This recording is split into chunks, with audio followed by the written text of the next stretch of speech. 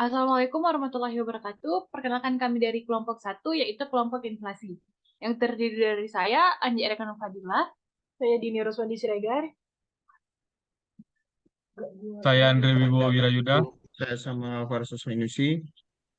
Saya Wildan Afan Fitri Yudi. Saya Yogi Julkarnaen Tabarat. Selanjutnya kami akan membahas tentang inflasi.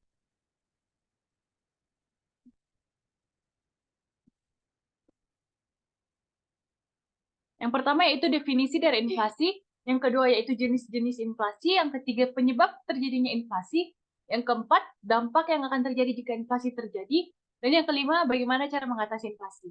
Nah, yang pertama akan dibaca oleh rekan saya itu Yogi Zulkarnain.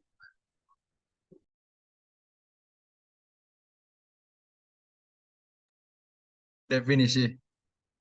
Inflasi adalah suatu kondisi di mana harga-harga umum dari barang dan jasa di suatu perekonomian naik secara berkelanjutan selama periode waktu tertentu. Ini menyebabkan daya beli mata uang menurun, yang berarti bahwa jumlah uang yang diperlukan untuk membeli barang dan jasa tertentu meningkat. Inflasi dapat diukur dengan mengamati indeks harga konsumen atau Consumer Price Index, bisa disingkat CPI, atau indeks harga Producer Price Index atau PPI, yang mencatat perubahan harga barang konsumen dan barang produsen.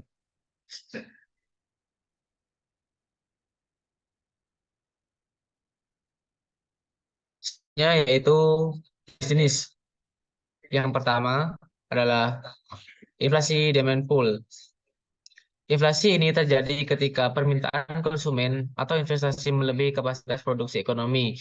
Ini dapat disebabkan oleh peningkatan pengeluaran konsumen, peningkatan investasi, atau faktor-faktor lain yang meningkatkan permintaan agregat. Yang kedua, inflasi cost push. Inflasi ini terjadi ketika biaya produksi seperti harga bahan baku atau upah tenaga kerja meningkat secara signifikan. Kenaikan biaya ini mendorong produsen untuk menaikkan harga produk mereka yang pada gilirannya dapat menyebabkan inflasi. Yang ketiga, inflasi built-in. Inflasi ini muncul ketika inflasi sebelumnya menyebabkan peningkatan upah dan harga-harga yang kemudian menciptakan siklus di mana kenaikan upah dan harga-harga terus berlanjut.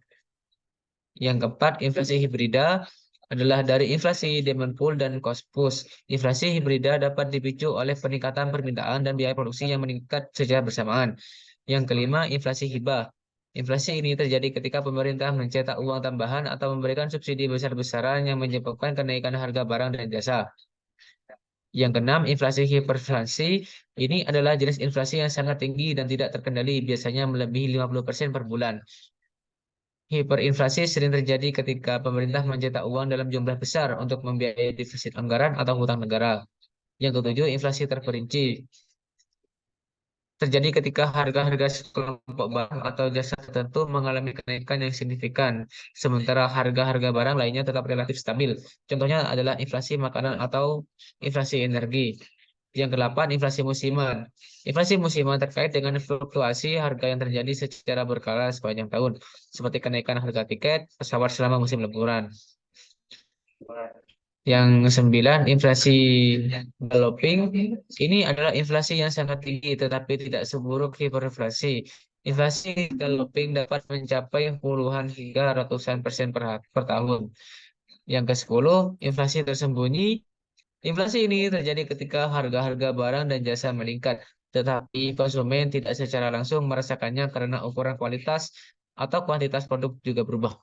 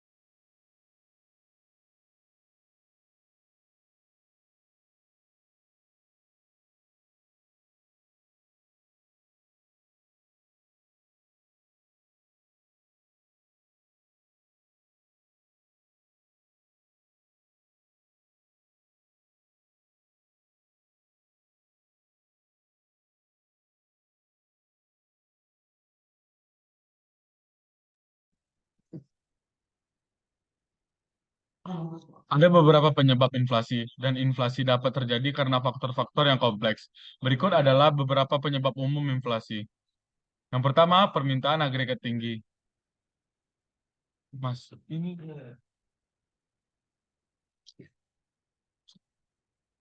yang pertama adalah permintaan agregat tinggi. Permintaan agregat tinggi adalah jenis inflasi yang terjadi ketika permintaan agregat melebihi penawaran agregat. Ini dapat terjadi ketika konsumen, perusahaan, atau pemerintah meningkatkan pengeluaran mereka secara signifikan. Yang kedua adalah biaya produksi meningkat. Inflasi biaya disebabkan oleh kenaikan biaya produksi, seperti kenaikan upah tenaga kerja,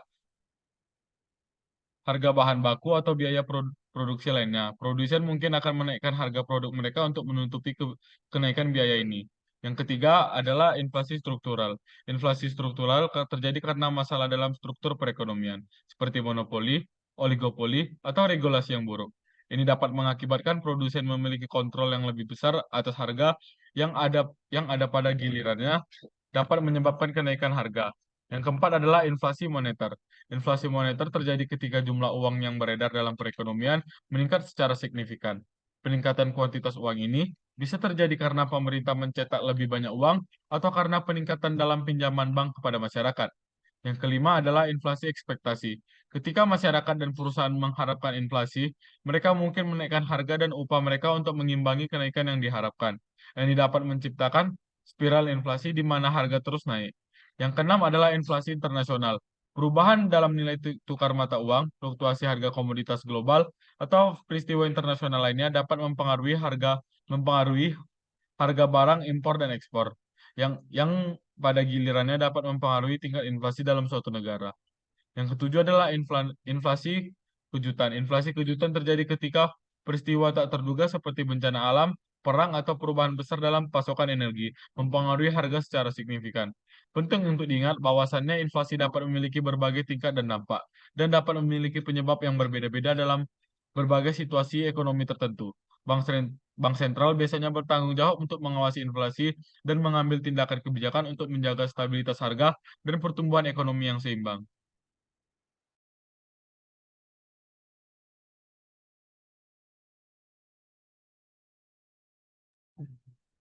Berikut adalah Selanjutnya ada dampak. dampak inflasi. Inflasi adalah kenaikan umum dan berkelanjutan dalam harga-harga barang dan jasa dalam suatu perekonomian selama periode waktu tertentu.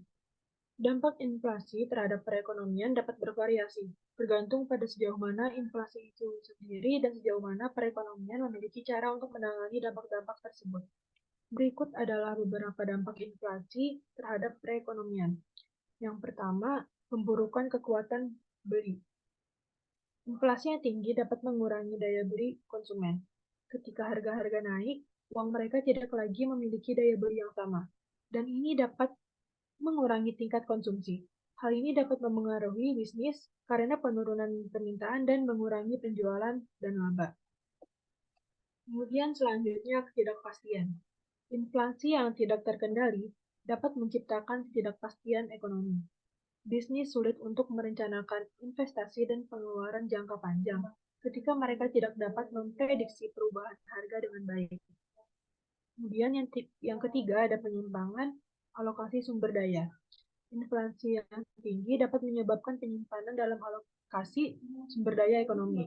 Orang cenderung mencari perlindungan terhadap inflasi dengan mengalihkan investasi mereka ke aset-aset yang nilainya cenderung selama periode inflasi, seperti tanah dan emas. Hal ini dapat mengurangi dana yang tersedia untuk investasi produktif dalam perekonomian. Kemudian yang keempat, pengurangan tabungan.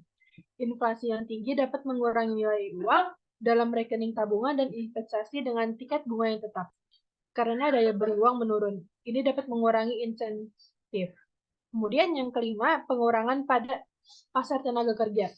Inflasi yang tinggi dapat memicu tuntutan kenaikan gaji oleh pekerja untuk mengimbangi peningkatan biaya hidup.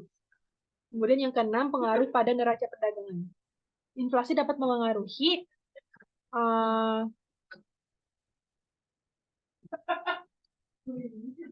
kemudian yang ketujuh ada pengaruh pada kebijakan moneter.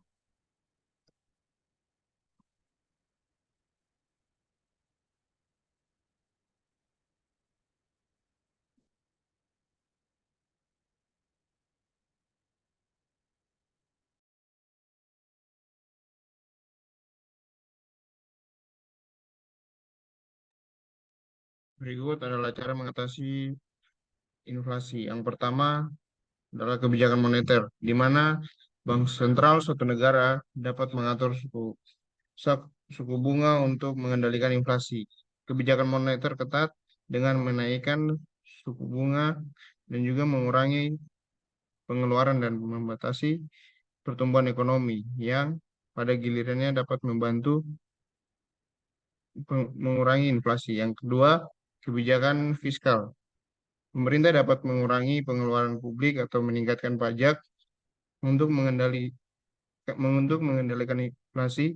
Langkah-langkah ini akan mengurangi domestic rate dan mengurangi tekanan inflasi. Yang ketiga, mengendalikan pertumbuhan uang, di mana bank sentral juga dapat mengendalikan pertumbuhan uang yang dapat membantu mengurangi inflasi dengan mengurangi jumlah uang yang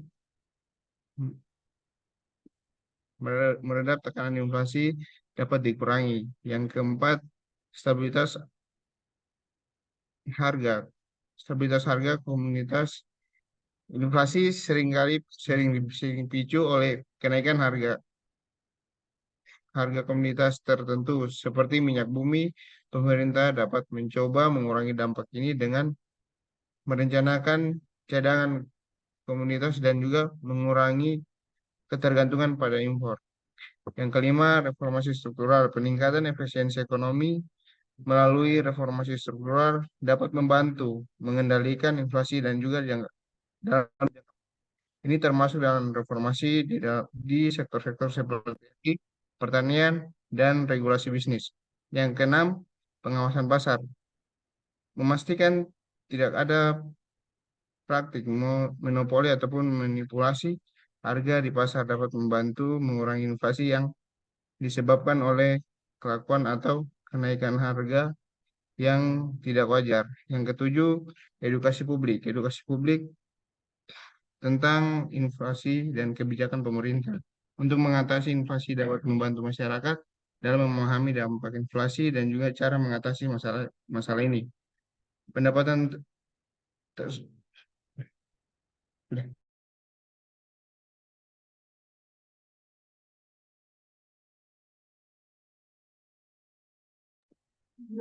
Sekian dari kelompok kami. Mohon maaf bila ada kekurangan. Ada sedikit kata dari Nelson Mandela, yaitu pendidikan adalah senjata paling mematikan di dunia, karena dengan pendidikan dapat mengubah dunia. Sekian dari kami. Terima kasih.